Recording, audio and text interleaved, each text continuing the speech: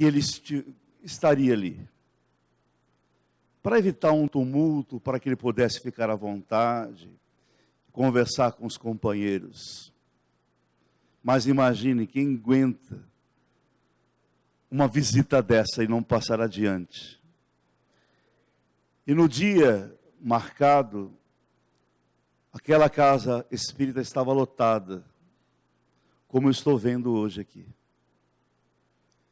Chico emocionou-se, pegou no microfone, como eu estou fazendo nesse momento, e falou mais ou menos assim: ah, eu sei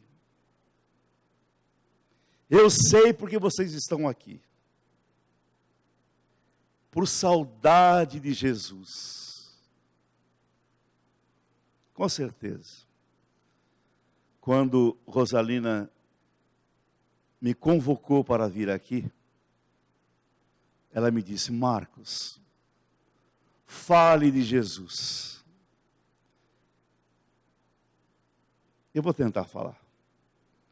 Sinto meu coração apertado aqui nesse instante.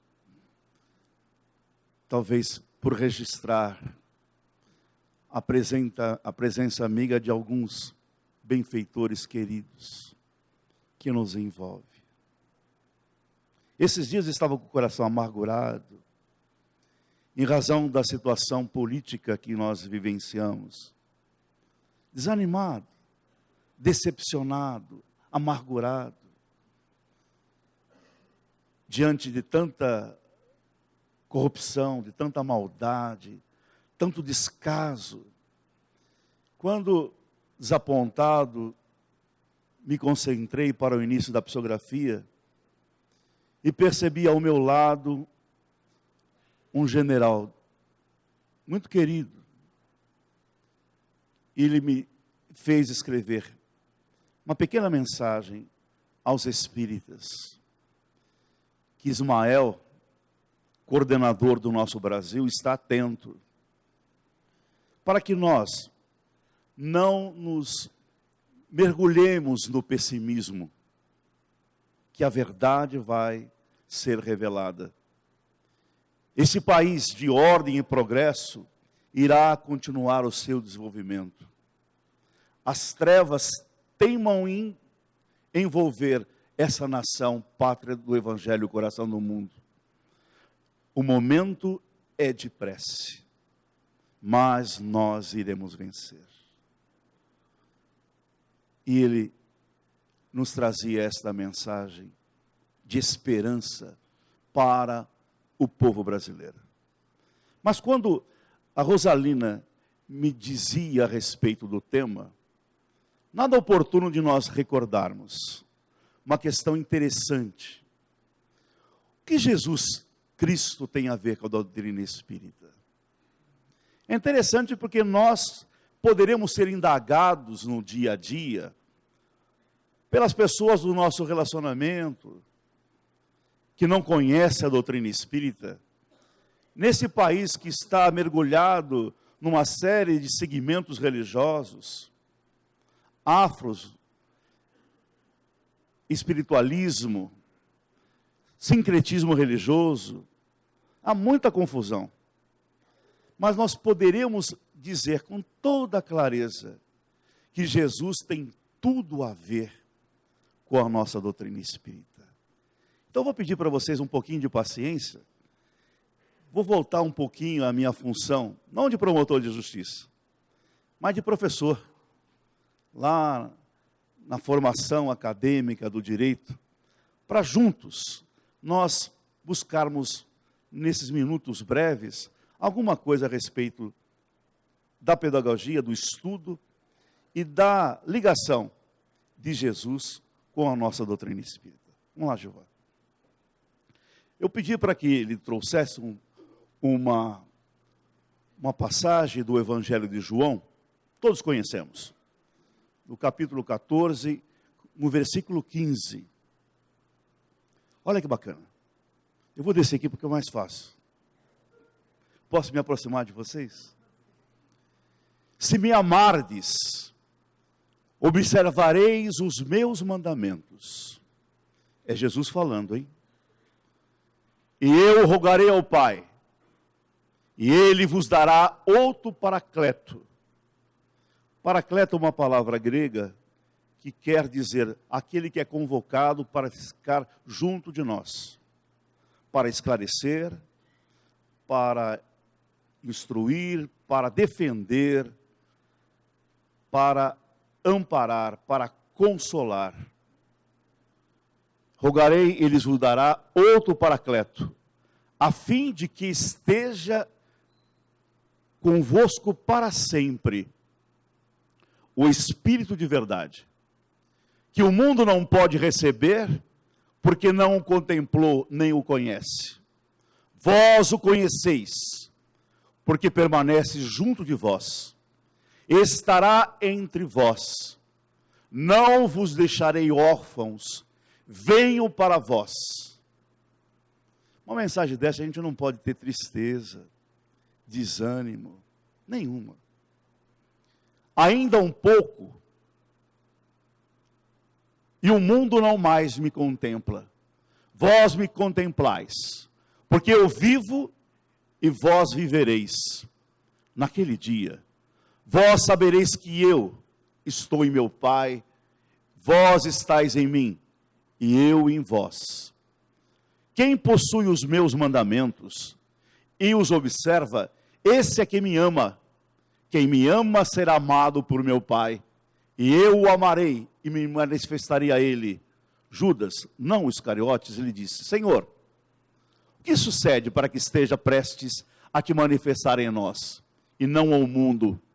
Em resposta, disse-lhe Jesus: se alguém me ama, observará a minha palavra. O meu Pai o amará, e viveremos até ele, e faremos morada junto a ele. Quem não me ama, não observa as minhas palavras, mas que eu vis. Mas essas palavras que não são minhas, mas do Pai que me enviou. Tenho-vos falado essas coisas, enquanto permaneço junto a vós. Mas o Paracleto, Consolador, o Espírito Santo, que o Pai enviará em meu nome, esse vos ensinará todas as coisas, e vos lembrará todas as coisas que vos disse. Portanto, essa mensagem é muito interessante, que nos traz um anúncio, uma promessa do Consolador. Portanto, nós chegaremos à conclusão clara, evidente, lógica, que esse Paracleto, que esse Consolador prometido por Jesus, é a nossa doutrina espírita. É por isso que nós precisamos, urgentemente, estudá-la. As obras de Kardec são essenciais para a nossa formação, para a nossa harmonia, para o nosso equilíbrio. Infelizmente, isso é interessante observar. Nós, principalmente nós brasileiros, temos uma dificuldade de estudar, de ler. Eu estive, vocês vão morrer de inveja agora, né? Passando no metrô de Paris. E ali observei que todos estavam viajando com um livro. Mas nós não gostamos de estudar. Quando convocamos as pessoas para estudar, ninguém quer saber. Só quer saber se a Teresa vai ficar com o santo, você não vai. Né? Você sabe o que eu estou falando, né? Não sabe? Do velho Chico, da novela. Todo mundo fica lá, sentado, esperando saber se ela vai fugir do convento, se não vai. Quem matou Belmiro, quem foi. Não que eu assista a novela. Não é verdade. Vamos lá. Eu gosto do Eita Mundo Bom. Vamos lá. Assim, um capítulo especial aos nossos corações, que vem a dizer que o Consolador prometido é a doutrina espírita, tem muito mais do que isso. Quem coordena esta terceira revelação, Moisés, Jesus e o Espiritismo, é o próprio Cristo. É Jesus, sem dúvida alguma. Há muitas celeuma, muitas discussões a respeito do Espírito de verdade. Da minha pálida impressão, eu não tenho dúvida que é o próprio Jesus. É Ele que coordena toda a nossa revelação. Olha por quê. O capítulo 6, o Cristo Consolador, nós tiramos aqui só duas, são 5 ou 6 lições que vale a pena você chegar em casa, naquele dia que você está amargurado, para ver. Vamos ler 2 só com vocês. Olha que bacana. Venho como outrora aos transviados filhos de Israel, trazer-vos a verdade e dissipar as trevas. Escutai-me. É Jesus a falar aos nossos corações. Não tenha dúvida disso.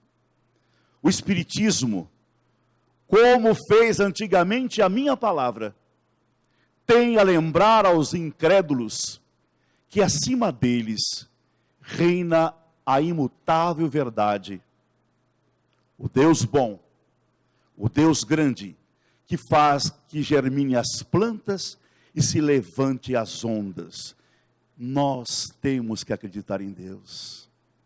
E a nossa doutrina espírita apresenta um Deus de amor, que é soberanamente justo e bom. Através disso, nós vamos saber, ter certeza, que nada em nossas vidas ocorre ao acaso. Nós aprendemos com a doutrina espírita que nós nos encontramos aqui mergulhados na carne em aprendizado para a nossa evolução espiritual. Nós não somos daqui. Revelei a doutrina divinal como ceifeiro, reuni em feixes o bem esparso no seio da humanidade e disse: vinde a mim todos vós que sofreis. Pode lembrar, né? Sofreis e estão sobrecarregados, que eu vos aliviarei. Aprendei comigo que sou manso no coração, e colocai sobre vós o meu jugo, que é suave. O jugo do Cristo é o amor. Nós nos encontramos encarnados para aprender a amar. Se você não ama ainda, inicie já o amor. E o amor, o aprendizado dele começa dentro de casa, os nossos filhos. Mas, agora é para nós isso daqui, ó.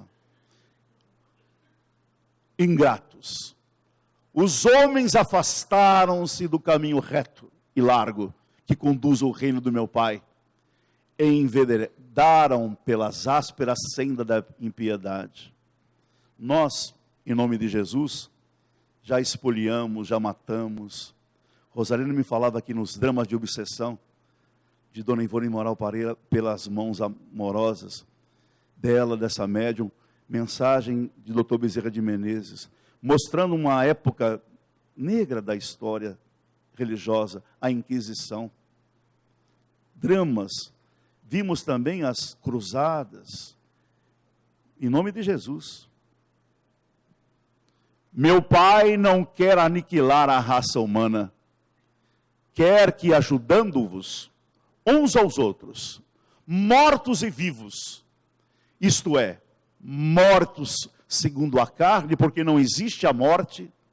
Espíritas, a morte não existe. Vocês sabiam disso? Mas por que você tem medo de morrer então? Todos nós ainda temos dúvida a respeito da imortalidade da alma. A doutrina espírita comprova de forma cabal que a morte não existe. E nós temos medo. E nos apegamos aos bens terrenos de forma maluca. E é interessante que aí, ele me lembra a minha primeira palestra que eu fiz pública. Eu tinha 6 anos de idade, no pré-primário. A minha professora me chamou e falou: Marcos, tem um tema para você falar aqui, sobre solidariedade. Eu fiquei o dia inteiro para conseguir falar essa palavra. Solidariedade. Difícil, né? Hoje eu falo com tranquilidade, com segurança, mas naqueles 6 aninhos, mas eu não imaginava que aquilo seria um anúncio, para que eu pudesse no futuro falar não só em casa espírita, em faculdade, principalmente naquele conselho de sentença, onde eu procuro trazer a verdade, convencer. E um amigo de Votuporanga falou, não acredito. Aquele moço que faz palestra é aquele que eu vi lá no fórum, não é a mesma pessoa. Mas quando eu coloco aquela capa preta, eu me transformo. A entidade entra, opa! Os bandidos dão dor de barriga, advogado dá secura. Porque, na verdade, a gente aprende isso na doutrina espírita, ação e reação. A pena, a segregação do indivíduo à sociedade é bom para ele. Ele já começa aqui a espiar. Então, eu fico muito feliz quando 12, 14, 27 anos de cadeia. Muito ótimo. Mas o importante aqui, meus irmãos, é que há uma solidariedade. O mundo espiritual está preocupado conosco. Todos nós temos relações com os nossos amigos espirituais. Estão para nos auxiliar. Por isso que é importante uma palavrinha que nós esquecemos, a palavrinha da sintonia. Procura os bons pensamentos para que você tenha uma sintonia perfeita com entidades que vão nos auxiliar. Porque se você baixar a tua frequência de pensamentos, você vai sintonizar com entidades infelizes. Aí dá aquela tristeza que você não tem motivo, vontade de chorar, falar, não vou ao centro espírita não. Vou ficar aqui sentado na televisão, não vou fazer isso, vou abandonar, ou vou tomar uma cachaçinha, vou tomar um esquinho, exageradamente faz mal. As entidades aproveitam, vão trazer discórdias à nossa família. Vós socorrais mutuamente, e que se faça ouvir não mais a voz dos profetas, Isaías, Elias, Maomé, e dos apóstolos, mas a dos que já não vivem na terra, aclamai, orai e crede, pois que a morte é a ressurreição, no sentido perispiritual. Porque nós, que somos espíritas, ressurreição é a volta do próprio corpo, isso é um absurdo, cientificamente. É por isso que nós chegamos a comentar na semana passada, em nossa casa espírita, que nós espíritas não cultuamos a Páscoa. A Páscoa, na verdade, vale lembrar, tem 2 significados para os judeus. É a libertação do jugo dos egípcios, é a passagem. Páscoa quer dizer passagem pelo Mar Vermelho. Para os católicos, a Páscoa é a ressurreição de Jesus. Mas para nós só sobra o chocolate, não é? A gente respeita, evidentemente, mas vale lembrar que o chocolate vem de uma tradição lá dos europeus, que recebiam a primavera, uma festa, uma deusa que era uma lebre, e não um coelho. E eles pintavam os ovos. Hoje nós comemos, eu não como mais porque eu não posso. Senão, a barriga aqui, eu adoro um chocolate. A última Páscoa, não comi um. Fiquei só olhando, dá para os netos, para os filhos. Chocolatinho, não. Engorda. Mas tem aquele outro que é, mas aquele é ruim, né? Deus me livre. Pois que a morte é a ressurreição, sendo a vida a prova buscada. Olha interessante, cada um está inserido num programa educacional. Prova. Nós escolhemos a prova. Vale lembrar, a Rosalina falou do drama de obsessão, a série André Luiz, Nosso Lar, é maravilhosa. Mas um livro imperdível é o livro Ação e Reação. Vocês já leram esse livro? Não? Leia, releia, porque ali é um laboratório, experiências familiares. E você fala, meu Deus, por que eu estou com esse filho problemático? Porque você precisa. Há umas ligações certas desses espíritos conosco em outras vidas. ação e reação. Por isso que nós temos que nos harmonizar. A nossa família, que ainda não é a família espiritual ideal, deve ser trabalhada diuturnamente com o evangelho, com aceitação, com compreensão, com tolerância, com doçura. Aliás, são duas palavrinhas do evangelho que nós pouco utilizamos, né? Afabilidade, doçura. Ninguém faz isso. Em casa, principalmente, só cotovelada e... Pois que a morte e a ressurreição, sendo a vida a prova buscada, e durante a qual as virtudes que houverdes cultivados, crescerão e desenvolverão como cedro. Olha que interessante. Nós estamos no aprendizado, na aquisição de virtudes. Então, nós temos que ter um objetivo, um norte. Qual é o teu objetivo de vida? Crescer espiritualmente. Chegar um dia a dizer, como o apóstolo Paulo disse, agora não sou eu quem vive em mim. Quem vive em mim é Jesus. Ora, nós sabemos lá na questão 625 do Livro dos Espíritos, que Jesus é nosso modelo e guia, portanto eu tenho que moldar, não deixar o cabelo crescer e a barba ficar parecido com Jesus. A conduta é difícil, com certeza é difícil. Mas nós podemos sim melhorar cada dia, cada momentinho, ter essa condição e sempre esse objetivo. A gente não pode deixar de focar. Por isso que é importante a nossa parcela de culpa com os nossos filhos, para apresentar o grande herói, não o Batman, Superman. Aliás, fizeram uma confusão agora desgraçada, estão colocando o Batman contra o Superman. Falei, não sei, o povo está doido. Mas o nosso herói maior é Jesus. Tem muita criança que não conhece Jesus. Não só a imagem do Cristo, mas os seus ensinamentos. Por isso que a evangelização infantil na casa espírita é necessária, mas o complemento é em nossa casa, o evangelho no lar. Eu estou revivendo tudo isso agora, minha gente. Não parece, mas sou vovô. 3,5 netos, porque o mês de maio nasce a Lavínia. Mais um. Parece que eu sou vovô. Que bom. Vovô. Homens fracos, que compreendeis as trevas das vossas inteligências. Não afasteis o facho que a clemência divina vos coloca nas mãos.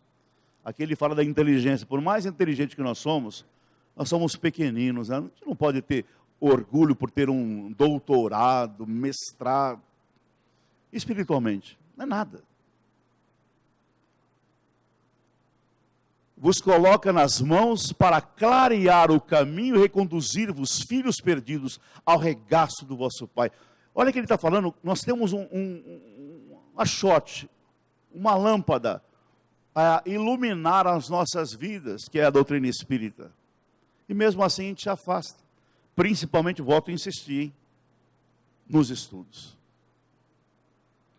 Sinto-me por demais tomado de compaixão pelas vossas misérias, pela vossa fraqueza imensa para deixar de estender a mão socorredora aos infelizes transviados, que vendo o céu, caem nos abismos do erro. No livro Ação e Reação, há uma história do Ildeu e Marcela, muito triste, infelizmente muito comum, onde o Ildeu arrumou uma amante, 3 filhos pequeninos, 2 meninas que ele adorava, e um menino que ele não suportava. Aí você vai entender por que, uma página passada e outras vidas, ali ocorreu um triângulo amoroso. E o filho, na atual reencarnação, foi adversário do pai na outra. E as 2 meninas foram amantes dele em outra vida. Então, estão todo mundo reunido ali naquela casa. Agora, ele, que teria condições de suportar aquelas dificuldades todas, com todo respeito eu falo isso, respeitando a cada um dos corações aqui presentes, arruma outra mulher, complicando mais a sua situação. E ela, desesperada, agora teria que separar do marido. Quase cometeu um suicídio. A verdade é o seguinte: o indivíduo ficou tão atormentado, que ele tentou matar a esposa. Mas a filhinha acordou e acabou impedindo aquele assassinato. E é interessante isso. Nós observamos, no meu trabalho principalmente, conflitos domésticos diários, por falta de bom senso, falta de amor, falta de evangelho. Complicado. Esses dias eu estava atendendo uma senhora que veio nos procurar. O marido foi assassinado a facadas, porque estava na casa de uma outra mulher. E ela me disse: olha, ele não fazia isso. 30 anos de casado, jamais. E nós, por auxílio àquela mulher que estava desesperada, pedimos a quebra do sigilo telefônico da vítima e da eventual mulher que ele se relacionava. E veio a confirmação. 15 dias antes, eles falavam todos os dias. Por quê? Falta de evangelho, de amor, de compreensão.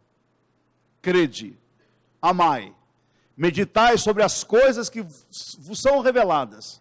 Não mistureis, é importante para nós espíritas, o joio com a boa semente. Por que eu estou dizendo isso?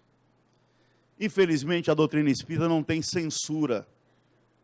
Existe uma casa máter, a Federação Espírita Brasileira, mas hoje nós observamos uma série de livros que estão sendo editados que não são bons. Por isso que é importante nós nos fixarmos nas obras básicas, nas complementares, nas obras sérias de Chico Xavier, de André Luiz, de Divaldo Pereira Franco. Paremos por aí. Ah, mas uma novidade, um lançamento. Quando Allan Kardec quis acelerar a doutrina espírita para divulgar, apareceu um médium lá em Paris. E ele ficou entusiasmado para trazer para a equipe. E consultou, e Erasto deu a seguinte resposta para ele: a verdade não pode falar pela boca da mentira. Dispense esse médium. Por isso que nós, quando observamos um livro, romance qualquer, observe, você conhece o médium? Sabe da sua atividade, do seu comportamento, da sua conduta? Não, então não leia. Muito carinho falo com vocês isso aí. Eu tenho um amigo que está na espiritualidade hoje, tenho um carinho especial por ele, chamado Romeu Grise. Nós, quando vimos pela primeira vez, sentíamos algo diferente, que nós tínhamos algo a ver de outras vidas. Ele falava: Marcos, e sempre que ele, a primeira coisa que ele fazia na nossa casa, ele visitava a livraria. Nós não podemos vender remédios falsos para os amigos queridos. É um alerta muito interessante isso. Não mistureis o joio com a boa semente, as utopias com as verdades. Espíritas, amai-vos, este é o primeiro ensinamento. Instruí-vos, eis o segundo. Portanto, se nós não estivermos estudando algum livro espírita, algo está errado em nossas vidas. Mas eu tenho 30 anos de espiritismo, 40, e daí? Sempre há necessidade de rever, de reler, de estudar. Vocês já ouviram inúmeras vezes o seu Divaldo Pereira Franco falando: ah, meu filho, quando eu estudava, ele fala mais ou menos assim, a doutrina espírita, e leia de novo, leia de novo, leia de novo. Sabe que eu passei um carão com o Divaldo Franco, ele foi jantar em minha casa, ele falou assim para mim assim: meu filho, qual palestra que você gosta mais de me ouvir? Aí eu falei: Divaldo, sobre o amor. Aí ele falou assim: fale então. Eu falei: eu sei que você me imita. Falei, não. Na tua frente, não. Aí ele falou, não, se você não falar, eu não vou entrar. Aí eu falei, ele falou, melhor do que original. Eu amo o Divaldo de paixão, viu? Por isso que eu tenho essa liberdade de falar. No cristianismo, isso é bacana para nós. Encontram-se todas as verdades. Principalmente lembrando que Jesus não falou nada escrito, não escreveu nada. Tudo o que ele falou é oral, em aramaico, foi escrito em aramaico e depois traduzido para o grego, depois para o latim. Cada tradução, o indivíduo coloca uma vírgula, coloca uma palavrinha que não... E depois o enxerto. São de origem humana os erros que nele se enraizaram. Eis que do além-túmulo que julgueis o nada, vós e vos clamam, irmãos, nada perece. Jesus Cristo é o vencedor do mal. Sede os vencedores da impiedade. O Espírito de Verdade, Paris, em 1860. Tá bom, pode passar mais uma. Professora Rosalina, posso mais um texto? Vamos lá então. Hoje não tem novela. A gente fala isso com bastante carinho, com muita compreensão, para a gente ter resignação, até os palmeirenses, né, que perderam de 4 da Água Santa. Vamos lá.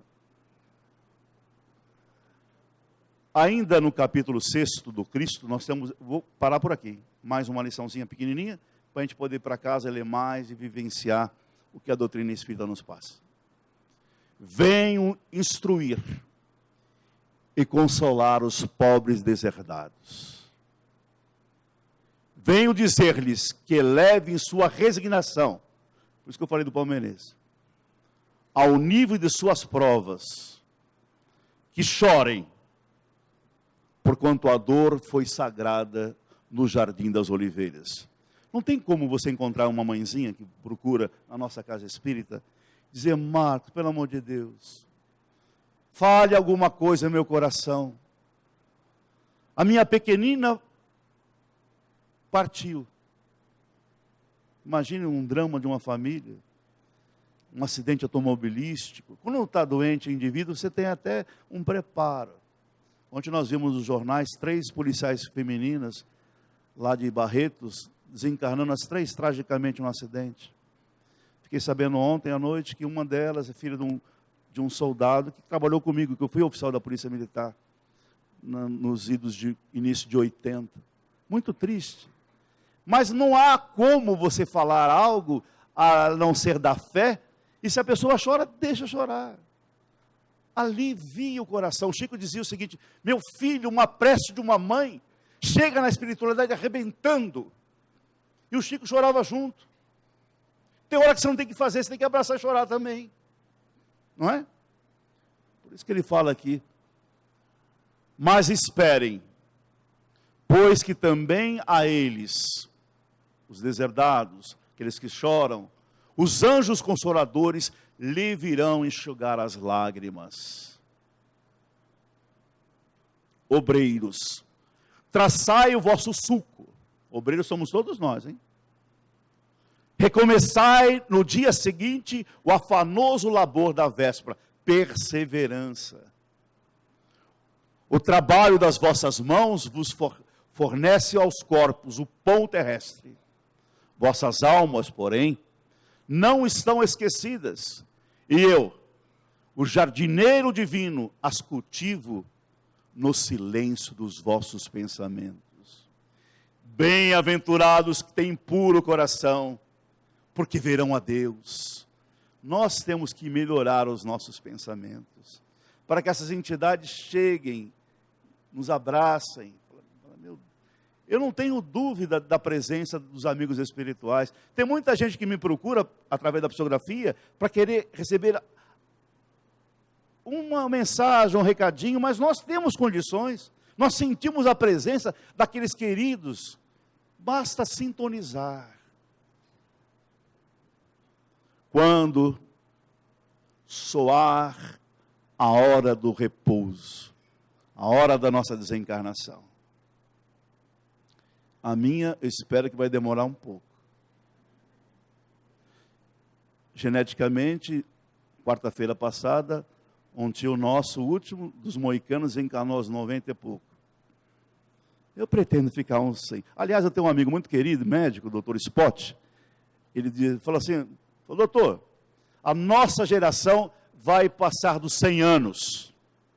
Dos nossos filhos, 110, desde que nós não tenhamos câncer. Então, se você não tiver câncer, pode ficar tranquilo, vai beirar os 100. Eu quero ficar 100 anos aqui, trabalhando, velhinho na casa espírita, Jesus, né? A gente tem que trabalhar nessa concepção. Mas um dia nós vamos sair daqui.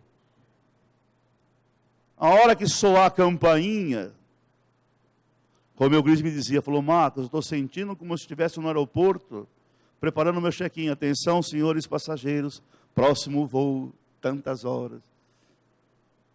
Nós temos que pensar em nossa desencarnação. Ou você nunca pensou nisso? Ah, tenho medo da morte. Um político brasileiro do passado falou assim, se alguém falar de morte para mim, eu não gosto. Se alguém um dia me ver o caixão passando, fala, ali vai um homem contrariado. Ele nem caixão teve, que caiu numa aeronave, um helicóptero, dentro do mar, até hoje eu não vi o corpo dele. Ulisses Guimarães. Então a gente vai mesmo. Quando soar a hora do repouso, e a trama da vida se vos escapar das mãos, e os vossos olhos se fecharem para a luz, sentireis que surge em vós e germina a minha preciosa semente. Por isso que nós temos que nos preparar para a nossa desencarnação. Um dia vai ser inevitável isso. Mas se eu tiver tranquilidade do dever cumprido, a fé no futuro, tem um senhorzinho que eu amava de paixão, lá do Centro Consolador, que uma vez ele levantou a mão assim no Evangelho, eu pensei que ele ia fazer um comentário lá na nossa casa, ele falou assim, Marcos, cuidado, hein? Você está parecendo muito, não vai se orgulhar, hein? E ele, quando desencarnou, estava num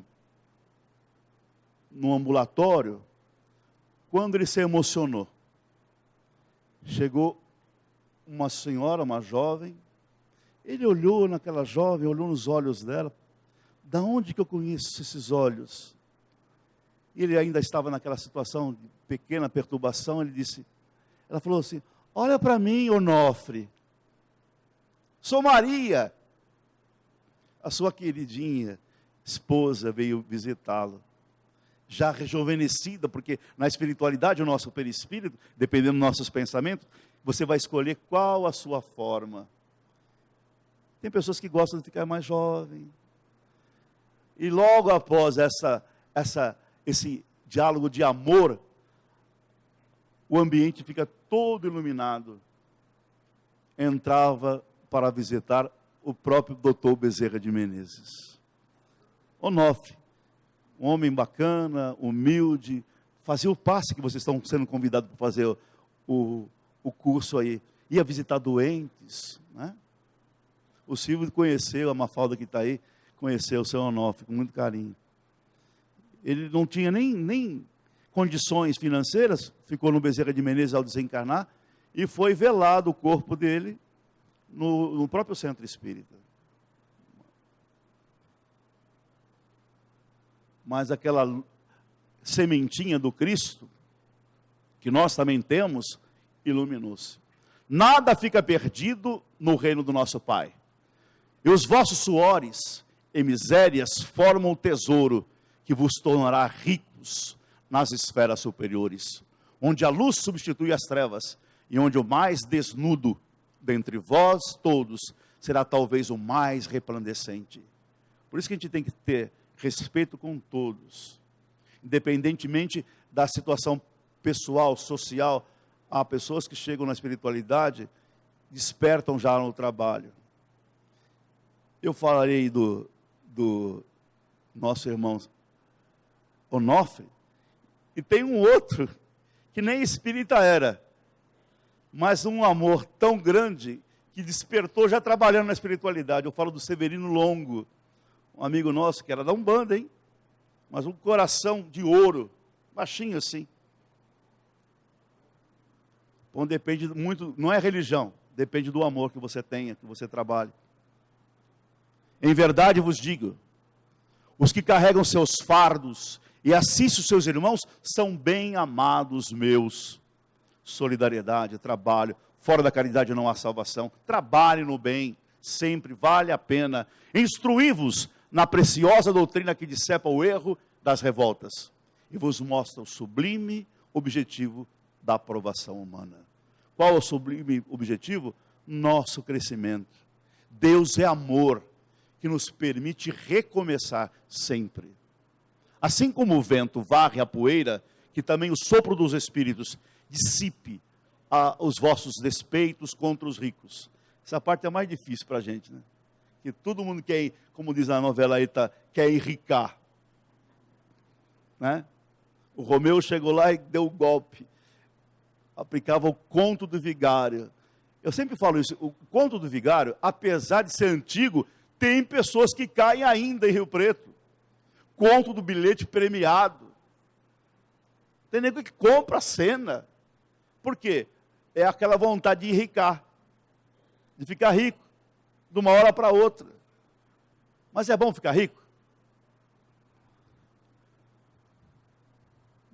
Vossos despeitos, vossos ciúmes, sua inveja contra os ricos do mundo, que são, não raro, muito miseráveis, porquanto se acham sujeitos às provas mais perigosas do que as vossas. Ah, queria ter uma prova dessa, né? Mas é difícil ser rico. Eu estou convosco, e meu apóstolo vos instrui. Quem que é o apóstolo de Jesus? Kardec. Bebei na fonte viva do amor, e preparai-vos, cativos da vida, a lançar-vos um dia, livres e alegres, no seio daquele que vos criou, fracos para vos tornar perfectíveis, e que quer modeleis vós mesmos a vossa maleável argila, a fim de serdes os artífices da vossa imortalidade.